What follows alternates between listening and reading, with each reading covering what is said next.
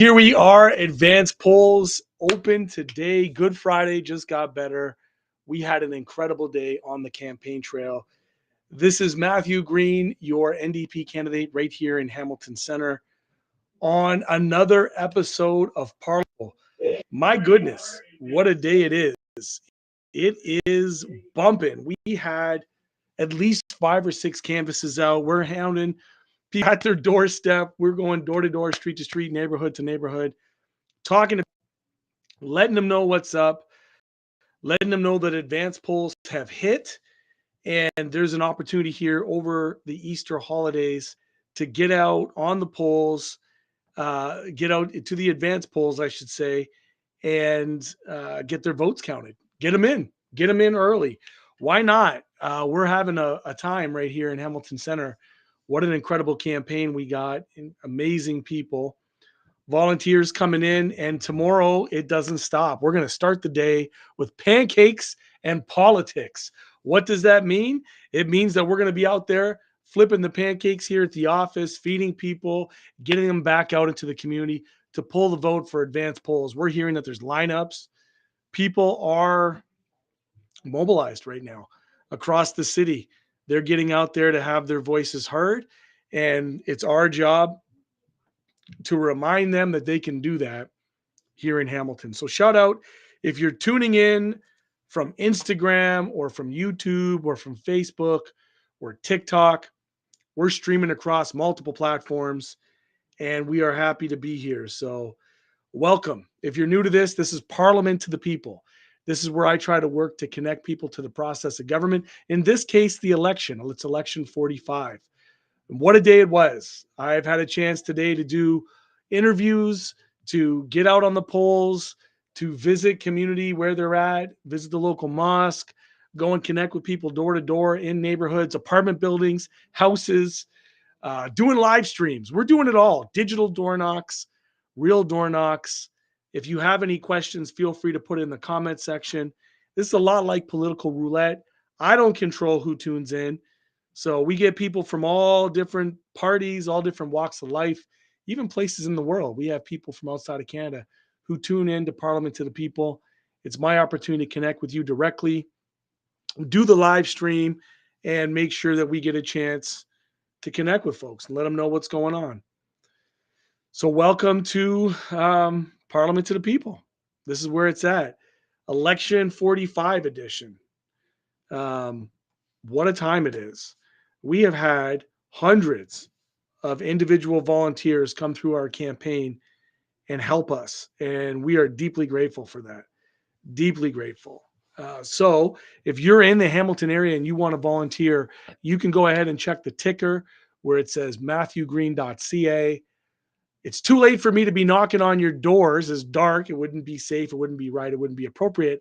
But the digital door knock, the way that we work to connect with people online, we're here for it. So this is where it's at. If you have questions, feel free to put them in the comment section, whether you're on YouTube, Facebook, Instagram, TikTok, you name it. We're trying to connect with people and meet them where they're at. So today, a lot of the things that we've been hearing about, obviously affordability is front and center for everybody. Let's face it, we're the only party talking about affordability for renters. We know that housing costs are out of control. We know that people are paying more in rent than they would in a mortgage, and that is absurd. That is absolutely absurd. It shouldn't be the case. Working class people should be able to not just afford rent, but to save money when they're renting so they can be able to get a down payment to buy their own home. That's not the case now. First-time home buyers are having to compete with corporate landlords, with speculators, real estate income trusts, corporate investors.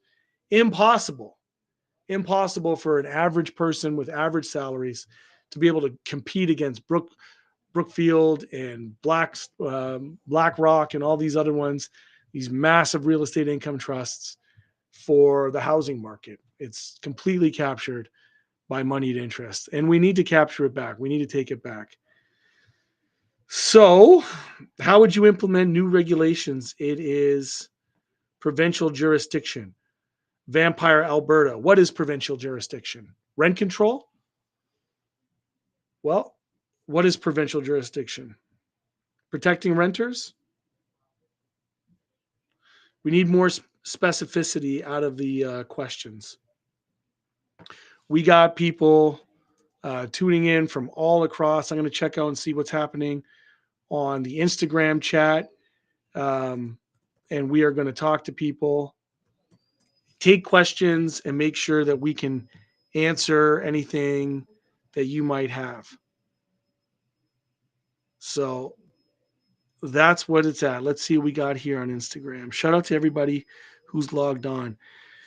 Great interview on Croft. Yes, I did do a podcast with David. I think he's a brilliant commentator.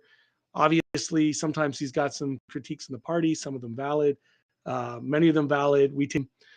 That's what it's all about. You have to be able to take criticism, and we do that. So, this is where we're at. We're trying to meet people where they're at, and we're trying to meet people digitally. We find that to be super helpful. We want to be able to connect with folks across the country and talk about issues that matter to them. And I know people were asking about like jurisdictions. We believe that we can weigh in and have rent control provincially to put caps on things. We're in a tough time right now. Absolutely, why there needs to be kind of a national program to end rent evictions, to end the ability for frivolous evictions on people, the jacking up of prices, predatory corporate landlords who are basically capturing the housing market. And we don't believe that people should lose their home just because the landlord wants to double the rent. That's ridiculous. So you look at what the average rent is across the country. People are paying more now in rent than they ever have in mortgage. And we believe that's a problem. We know that, the conservatives fought against rent control and basically allowed Pierre Poilievre, when he was housing minister, like 800,000 affordable homes to be sold off to rich developers.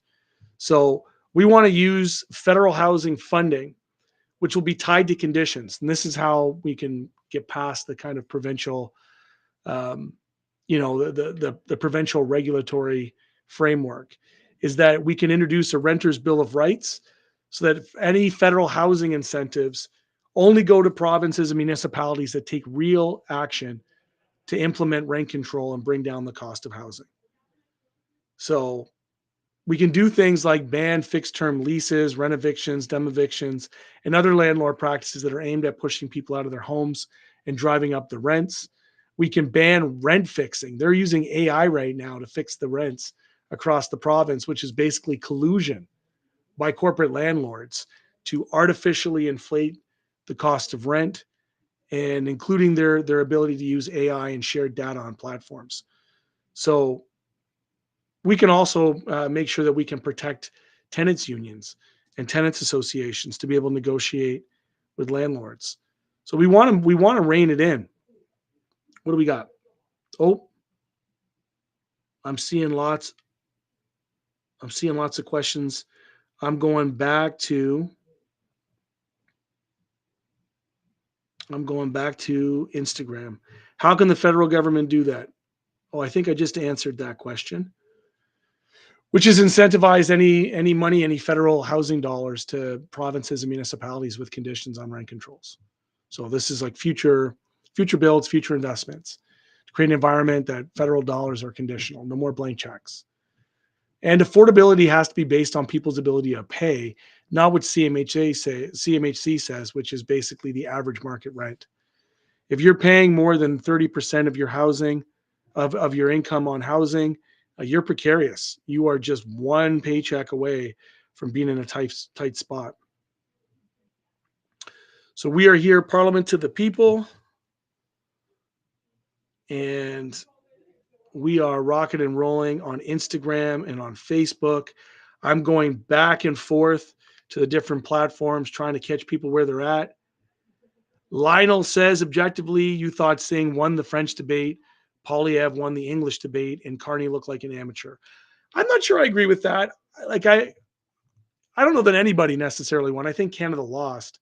I think the debate commission was the complete failure in the way that they allowed the scrums to turn into a gong show with basically third party far right trolls coming in pretending to be journalists and turning it into basically unpaid attack ads on political parties. That's not democratic. So pretty wild. I am going back and forth. So if I missed your questions, my apologies. I am new to Restream, and I am simulcasting, broadcasting across 5 different platforms, and so I'm doing the best I can. If you have questions, do put them in the questions, put them in the comment section, and I'll do my best. Heading back to TikTok, calling Canadians trolls. No, I'm calling Rebel News trolls. I'm calling Rebel News a third party political actor and not actually news. They don't register as news. Their defense is that they're not news. They're a political operation. They're a right wing troll farm. That's what Rebel is. True North, all of these pseudo places, Western Standard, you name it. That's not journalism. They're under no real journalistic integrity or journalistic practice. They have no ethics. And quite frankly, they're harmful with misinformation and disinformation. They've been sued for libel. Ezra Levant is right now actively running political campaigns. That's not media at all. Thank you so much, Jenny, June, Bug, for encouraging everybody you know in Central Hamilton to vote for you. We need all the support we can get. Vampire Alberta says there has to be full government housing from development to the builder to rent management. Yes, Vampire Alberta, welcome to the chat, comrade. Absolutely. There was a time in this country where Canada built affordable housing. It was the Victory Homes program. It was the predecessor to CMHC.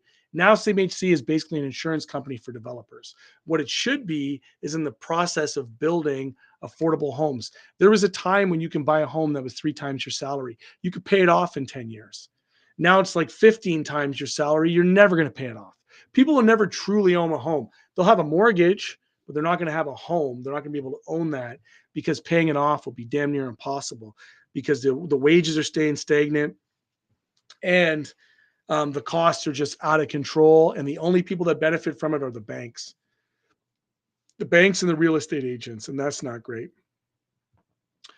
So if you're on Instagram, welcome. Another question, how would the federal government help with rent control? Again, tying federal funding, massive federal funding investments happen every single budget, and it must be conditional on affordability and rent control. In other words, no more blank checks for developers, no more privatizing all the profits while socializing all the costs. We want to have conditions that when you are receiving federal dollars for housing incentives, that the only people will get them are municipalities and provinces that have strict rent control. You don't have strict rent control, you don't get the federal dollars. So it's a carrot and stick. It's an approach. You need political will to take on the provinces. And that's what we're saying should happen. Yeah, lots of people lined up. Lots of people lined up for sure. For sure. Shout out to the folks on TikTok who are commenting. Some people I'm meeting for the first time. I don't expect everybody to agree with me, and that's okay. That's how democracy works. Mulrooney, this is Kyle. Kyle from TikTok says, Mulrooney gave responsibility of housing to provinces in 93. Not only that, but the provinces then, most of them downloaded to municipalities in the 2000s. And all of those housing stocks are at the end of their life cycle. What does that mean? They get operational costs, but they don't get capital costs to fix elevators, roofs, balconies. People are on TikTok saying, I don't know what I'm talking about when it comes to housing. I was quite literally the treasurer for City Housing Hamilton for 4 years in Ontario. I know the problems of social housing and non-market housing. I absolutely know them. And it's not about supply. It's not about the housing stock. Our city in Hamilton has had record building permits year after year, cranes dotting the sky with shitty condos that nobody can afford, that nobody wants, and are just left as some kind of piggy bank or casino for people that want to speculate in Hamilton and try to make money before the construction's even done. It's wild. So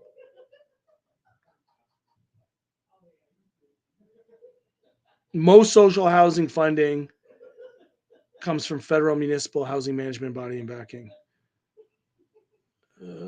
It is a combination of all. They don't pay the full costs. You're right. You're right. What they do often is, this is the worst part, is they do a third, a third, a third, which is completely unfair. The fact that the federal government, the provincial government, and the municipal government, that the feds demand that for housing funding to flow through, there has to be equal shares. At least that's how it is in Ontario. Equal shares of funding is absurd. That would be like my spouse and I taking our 8-year-old out for dinner, and when at the end of the day the check comes, we say, yeah, no problem, we're going to split the bill 3 ways. 3 ways to our 8-year-old son. It's ridiculous. It shouldn't be that way. We do think that the federal government should pay more, and I don't think that municipalities are the appropriate place to fund housing. It wasn't what they were contemplated for. That's why they're cash strapped. The only way that cities can raise money are 2 ways. What are they? Building permits and property taxes. So building permits, that's like the cocaine for municipal taxes. Basically, they want to gentrify. They want to have building all over the place. They actually do want to build, whether it's subdivisions or condos, because those building permits fund municipalities, the lifeblood, and they want the values to rise so that they get more property tax. But at the end of the day, municipalities were never supposed to deal with housing. So they shouldn't be an equal partner to the crisis that they did not create. That it absolutely should be the province and the feds dealing with the funding. Shout out to people who are logging on. We appreciate you, the folks that are on. We have questions on Instagram. Somebody's asking me about gun control. Do we need more or less? I feel like it's an East versus West rural divide in Canada. Shout out to you, Sandy, from Grizzly Bear Country. This is what I know. I know that liberals like to treat gun control as a culture war issue, and conservatives love it too. New Democrats are at the table representing interests from across the country, northern interests, First Nations, Métis, and Indigenous interests, Inuit interests. We know that for many people, guns are tools for their way of life and are required for hunting and for survival in a lot of ways in frontier places. We also recognize that people do, have guns for sport, that they do it for recreation. And I live in an urban setting. There are shootings that happen in our city. There are illegal handguns that come from the border over the United States of America. Forget about what Donald Trump says about our stuff going there. It's their stuff coming here that really matters. And it's a problem. And I don't think that the gun regulation as proposed by the Liberal government in the last term actually solved that problem. I don't believe that to be the case at all. I do think that there should be checks and balances in places for people, particularly those that are legal gun owners that have histories of domestic violence and violence. I think there needs to be red flag laws, and I think that we do have to have like a full discussion about what Canada looks like when it comes to regulating firearms. I don't believe that all firearms are tools for hunting or sport. I do think some of them are designed for mass violence, and we've seen that in mass shootings. Those guns do need to be regulated. I'm not going to pretend to be a gun expert. I'm not. I have gone to funerals from gun violence, though. So that's how I feel about that.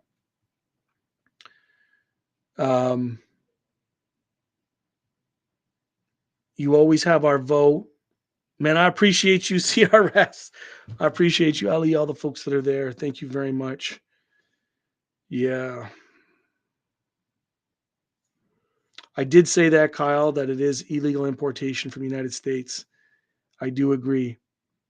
And there are checks and boundaries when it comes to firearms. There are some of those as well. So it's a culture war thing. It's a thing that's dragged out when, liberals are feeling insecure or conservatives are feeling insecure. And it's not to say it's not an issue. I know people who have died from mass violence and who have been harmed and injured. I know other people who have been, victims of a mass shooting, and that is a horrific, horrific experience. And I do think that having an ongoing conversation about how guns operate in society is an important thing to have. I think that having border controls from illegal American importations and having strict laws around that are important. I absolutely do. So shout out if you're just joining. This is Matthew Green, Parliament of the People, election edition 45. We're in advanced polls. If you're just logging on, welcome. Um, we got lots of questions. I do appreciate that. Advanced polls start today, so you can go to the polls up until 9 o'clock. I guess you got 20 minutes left, but it goes tomorrow, Sunday, and Monday. So we are here all day. We're going to start first thing in the morning with our pancakes and politics. We're going to be flipping flapjacks right here in the campaign office. Folks are coming in from across the city and across the province to volunteer and help us get out the vote. That's where we're at right now. We are mobilizing people to get to the polls. Lots of conversations in Instagram and TikTok,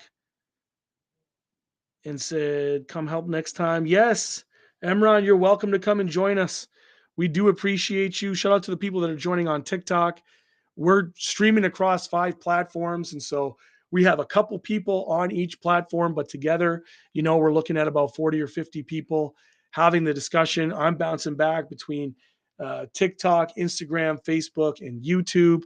Although my YouTube stream is fairly new, so not a lot of engagement there, but lots of people who have been following along on Parliament to the People on Facebook and Instagram for sure.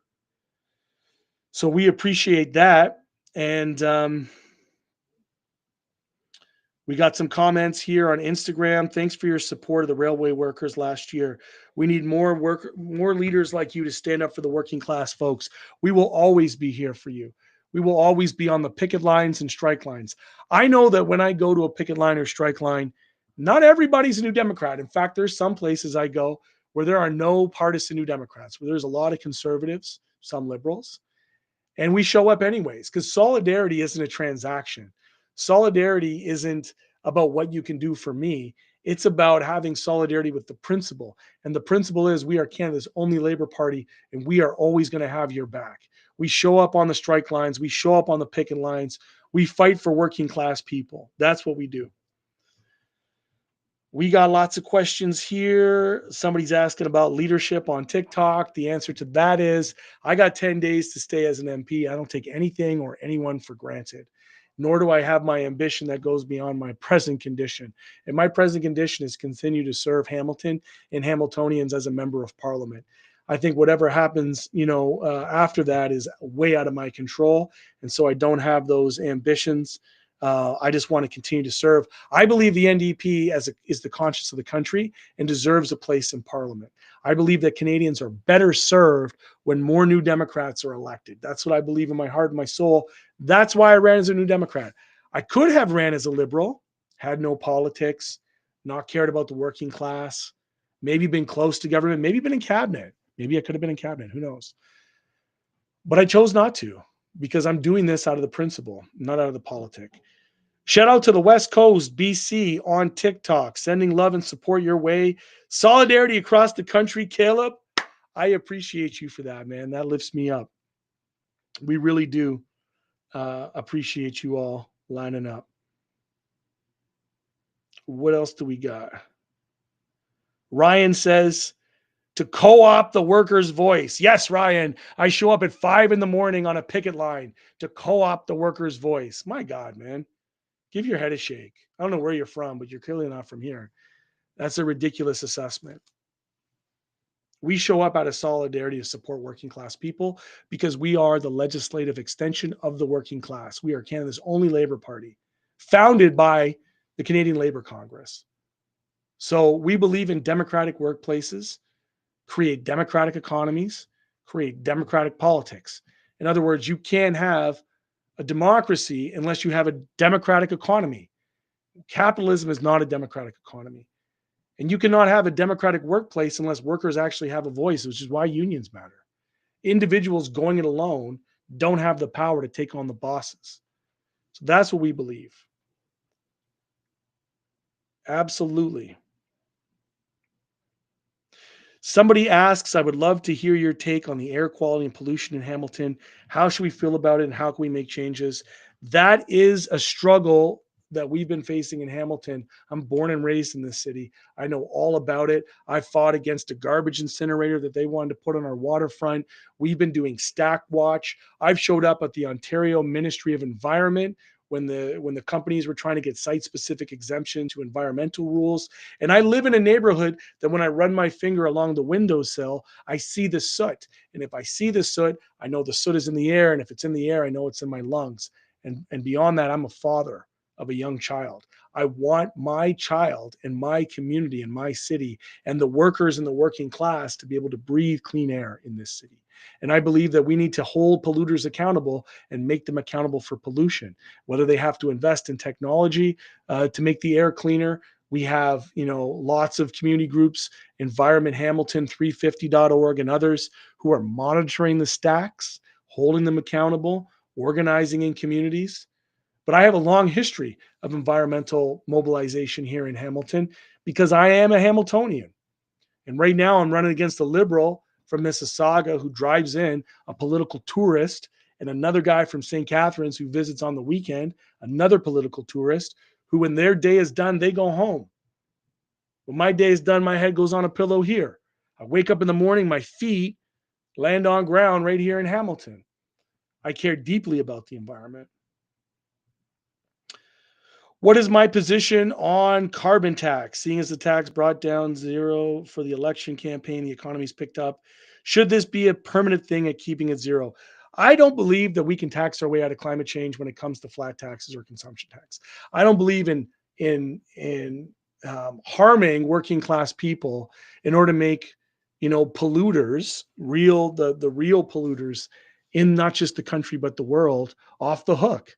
I think we should make polluters pay. I think cap and trade and other systems are much more progressive.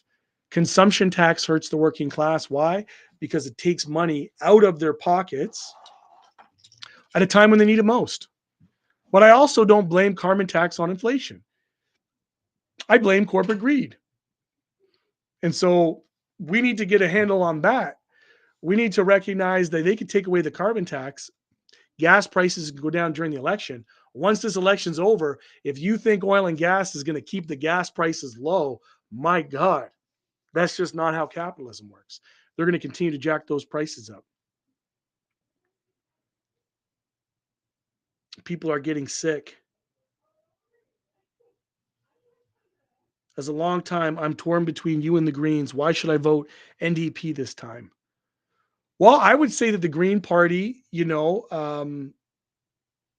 for as good as they've done, uh, the fact is that keeping party status for the NDP provides us a voice at committees and has a very explicit working class lens. The Green Party doesn't always have that lens. They don't always align on labor issues or on issues of the economy. They kind of have an amorphous politic that you can't really nail down all the time. I am like, what you see is what you get with me. So it's unapologetically me.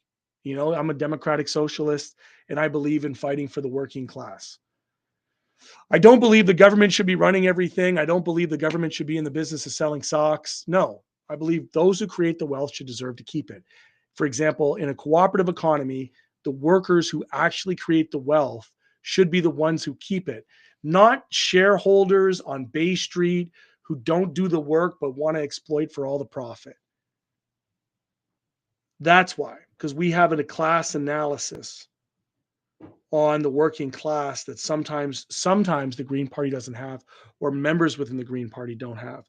But Caleb, I would say to you, like, find out who your candidates are in your riding, right? As much as politics are team sports, I've been in parliament long enough to know MPs matter. Some people get elected that have no clue how government works, no clue how to serve society in their own constituencies, no clue on how to connect people to the process of government, no clue on procedures. As a backbench New Democrat, I rose 349 times fighting for Hamilton Center, and the closest backbench Liberal 88 times. Same time, I was way more active than they were, 3-4 times more active than they were. And so, like, that's what's before us, is that you want people who are going to fight for your community and put it first. Liberals are only ever good when the NDP holds them to account. I would agree. They did nothing between 2019 and 2015 and 2019. I would agree with that statement as well. I would agree that the Green Party aren't ideologically aligned as the NDP. I would also agree. Now, that's not to say that we don't have differences in the NDP. If you're just tuning in, my name is Matthew Green, and I'm the NDP candidate seeking re-election in the riding of Hamilton Centre, the electoral district of Hamilton Centre, right here in the heart and soul of Hamilton. So that's where I'm running for re-election. If you're tuning in from Instagram, you can put your comments in the comment section. If you're tuning in from TikTok, shout out to you. Facebook and YouTube, not quite as active tonight, but I'm here for it anyways. Let's get to the questions on Instagram. Instagram questions. Do you think it was fair the Greens were banned from the debates? I know they didn't fulfill the 2/3 requirement, but I think if you have MPs in Parliament, you should be allowed to be at the debates. I think you should need to have official party status, honestly, for national debates. I do. I know that they've added the Greens in before, and it might be the case. Who knows what happens after the 28th? But I do think it should be a national program, like a national party. And I think that the Debates Commission failed on making it last minute. And I think that maybe they had a special consideration before. But the truth is, like, the Green Party does not have the ability to be active at committees and has questions sparingly in debates. It's just the rules of the House of Commons. And until they get to a place where they have more seats, for example, until we get to a place where we have proportional representation, the system is set up to marginalize, uh, you know, smaller voices in the country, smaller parties like the NDP and the Greens and others.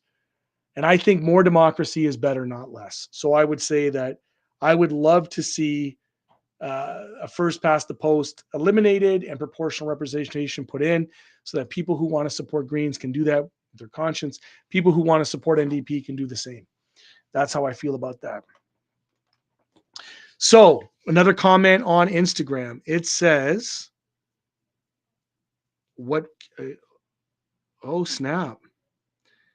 Lindsay has got some tea on the Green Party, and I don't know what happened about the black candidates.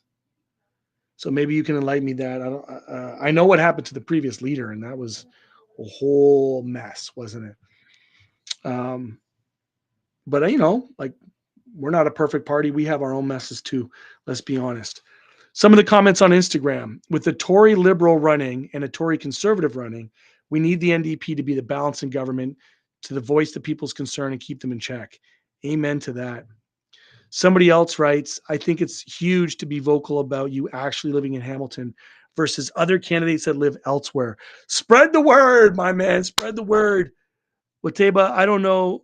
I apologize. I'm looking at the comments, but the profile picture is this good. So I don't know. I said my man. You very well might not be a man, but I can't see the profile picture because it's very small on here. But do spread that gospel. Local representation matters in the House of Commons. Capable, experienced representation matters in the House of Commons. Very important. What about new antitrust laws? Woo! You got it here. Somebody on Instagram, Sandy. Yes. I talked about this in the morning, actually. Not just antitrust. I want, like, anti-corruption laws that have teeth. Special prosecutor who checks for things like price fixing, profiteering, and corruption. If I walked into a grocery store and stole a loaf of bread, I could be arrested, right? I might not be thrown in jail, but I could be arrested for a crime. But if grocery companies get together and collude and fix the price of bread and jack it up, contrary to a free market, they don't go to jail. And that's the problem with the system. So, lots of people checking in. This is Parliament to the People. Advancing starts today. Are um, interested and able, I would love for you to get to the polls if you're here in Hamilton Center. This weekend, we need each and every vote. I don't know what's happened. I like competition, but it feels weird because the Liberal candidate here isn't really running a campaign. I'm running against Mark Carney. I'm running against the White Knight, right? And I don't even know, like on the streets, what that's going to look like on the 28th. I know that we're working hard. I know that we have the best volunteers in the country. They're going door to door, street to street, neighborhood to neighborhood. We're phone banking people. I'm digitally door knocking with you all right now, and we're doing everything we can, fighting tooth and nail within our power to keep this seat orange. You know, but democracy is a funny thing. It's a fragile thing. It's a very fragile thing, and we don't take it for granted. So we work. That's the only thing I can't control is just to outwork people. Uh, Reardom, yes, I appreciate you. Welcome to the chat. If you're on Instagram, TikTok, YouTube, or Facebook, we appreciate you for tuning in. This is Parliament to the People. It has been a very long day. It's almost 9 o'clock. I'm going to start to wrap things up today. I'm going to try to get back online tomorrow morning. If you're in the area and you want to join us to get out the vote, where we actually go to find our supporters, to bring them out, to make sure that they're going to the polls, we would love to have you join us for Pancakes and Politics at 10 a.m. right here at the campaign office, 1359 Main Street East, Main and Huxley. We'd love to have you. We are going to keep fighting the good fight. We really support people coming in, and we appreciate you. We really do. So check us tomorrow. In the meantime, solidarity forever. Thanks for logging on to Parliament to the People.